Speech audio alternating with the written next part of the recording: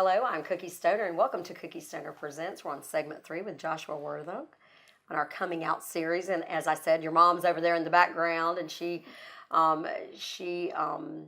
has given us permission to talk to you. But I think that, as I said, I've said in every segment, you are certainly like talking to a. It is true that you're still very much a kid, though, and I do like that about you. That your parents. No one's trying to get you to do anything that you don't want to do. I mean, this is who you are, and it's just that, like anything, your parents have embraced who you are. Yeah. And your siblings, and you apparently have a village of people, friends who are very supportive of you. And we do know, sadly, that there are people who don't. And there are people who are very negative. Tell me a little bit about your experience. Have you had any bullying or just people be mean to you? Or, bullying is such a word now. I mean, just people been unkind and mean-spirited to you. Yes. All the way through kindergarten to now, basically, I've been bullied. When I was in kindergarten, I liked the color purple and I played the violin, and a lot of people said, "Oh, you're gay, or you're a sissy because you like the color purple," and so things like that. So you're 5 or 6 years old, and these are was it little boys and little girls, or mainly little guys, or just both just saying, "Hey, you're a sissy because Did you know at the time, even though I know, as you said, your parents have just always been open, but did the word gay, did you really know what that meant at 5 or 6, or? A little bit. It was a little hard to... You just knew it meant something about being girly or something? Is that what you thought, or? I kind of thought back then, since I went to the elementary school, and a lot of my friends were very religious, and they used gay as a negative term. So did you think that was a bad thing? You knew it was did you think that back then? I didn't quite understand it because my mom and dad kind of talked about it like it was just a normal thing. Right, right. Did you go home and tell them that people are saying this about me, or? I waited a little bit. One time, the bus driver got out because one kid had hit me in the forehead with a metal lunchbox. Now, was it just because he was being a bratty kid, or was it because he thought you were? But because he thought you were. He thought that I was being a sissy, and. Okay, so he hit you on the head with a metal lunchbox because you're being a sissy. Yeah. Okay, and what were you doing on the bus to be a sissy? I think it was something about I wasn't playing one of their games, or you had purple or something. I liked purple and things like that. Okay, so the rule is if you're a dude, no purple, right? Is that what okay, well, but if you are being who you are and you like purple, then it should be totally acceptable and no one should beat you up for it, correct? Yeah, when I was really little, that was definitely my favorite color. That was your favorite color. So this was 5 or 6. How long did you go to school? Like before public school before you were homeschooled? I stopped public school in 3rd grade. So about 9 years old? Something like that? 9, 10, yeah. 9 or 10, okay. So up until that time, was this a constant? People calling you sissy, calling you gay in a derogatory way? It wasn't like every day, but I at least heard it once every 2 weeks. But so you were the sissy little gay boy in elementary school. I was the one that skipped rope instead of going to play football. Go football, you skipped rope, okay, and you were doing whatever. Now, and that's another interesting thing, and that's something I would, and I also want to make the point of this, and this is something we've talked about.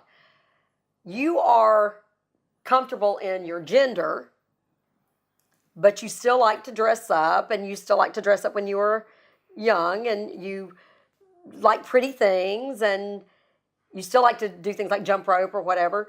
And so that's a natural thing for you. It is nature. That's the way, and the only way that you would do the opposite if someone said, that's not being a little boy. You need to play with boy stuff. You need to go get some Hot Wheels and some, which is sadly enough, that's what a lot of kids hear in their family. So it's not about, I mean, it's not like you were born to know that, hey, I've got to do all these manly things.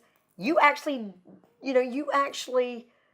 those were the natural things you like to do that people then attribute to being girly. So it's, it would have to be a learned thing for you to go do football and guy stuff, which means you would be hiding what you really like. Exactly. Now, and I don't know that necessarily makes somebody gay either, or pan or whatever, but it still shows me, and I guess what I'm trying to say is it still shows me that we've got some outside force or outside group telling kids what you should and shouldn't do. Yeah. You should pick this because you're the boy, you should pick this because you're the girl. And if we just let kids be who they are in their psychology, and then with groups of people in the sociology, then, I mean, I think that's the right term in the way I want to say it, then I think people would be a lot healthier.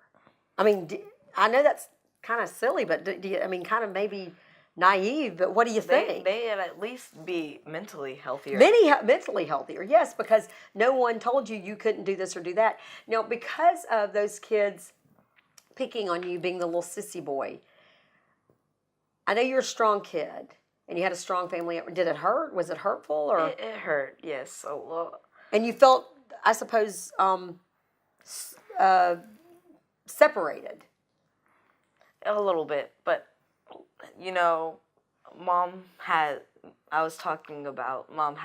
her little village with friends, and some of them took care of us when my little brother was sick and things like that. I kind of had my little village in school. So you did have some of those friends in school. Yes. Who were, so you were able to go sort of just be around those friends and just know, it's just like any group clique that's going to be the mean kids or going to do whatever. Did any adults or teachers know about this, or did they? Yes. In my old school, they knew about one kid that had slapped me and called me a sissy, and the principal said that kid was just being a boy in boys' roughhouse. Oh, boys' roughhouse. Okay. So they didn't really deal with it, and they didn't care that he called you a sissy? Yeah, they didn't really care about it. They said it was just normal boy stuff. Yeah. So it turns out that the superintendent let me pick another school to go to. So you went to another school and where you had a good experience. Yeah, it was in the same kind of area, but it was a much better experience, and the principal was wonderful. And it doesn't sound to me, and in speaking to your mother and talking to you, it doesn't sound to me like you've got this chip on your shoulder that you always want to be this victim, but this is a true thing that kids are still saying this, and this is something that even my other guests, that people think it's funny because I don't think they understand, or that they don't understand because they don't try to research it or try to understand that you were born a sissy boy, if that's what you are. I mean, and I don't mean that in a derogatory term. Yeah. Is that okay that I said it that way? I mean, you were born with just doing what you do. I mean, if that's a sissy boy, that's how you were born. That's what I mean. But they use those things as derogatory terms. Yeah, they use what I think is negative. That's right. So, and that's what even like other words to me that are just words that are no sort of like very hurtful words. Yes. Did they use like the F word? The yes. Okay, yes, called you, yeah, and which is just real, that's extremely derogatory and extremely hurtful. I feel really bad for those kids, though, who made fun of me, because I personally think, kids don't grow up to hate certain groups. You feel like they heard that at home. They're taught that. And I feel bad for the kids, because maybe some of those kids were sissy. That's right. And the sad thing is, there have been many cases that, and I've heard other people or interviewed other people, not in this segment, but who talked about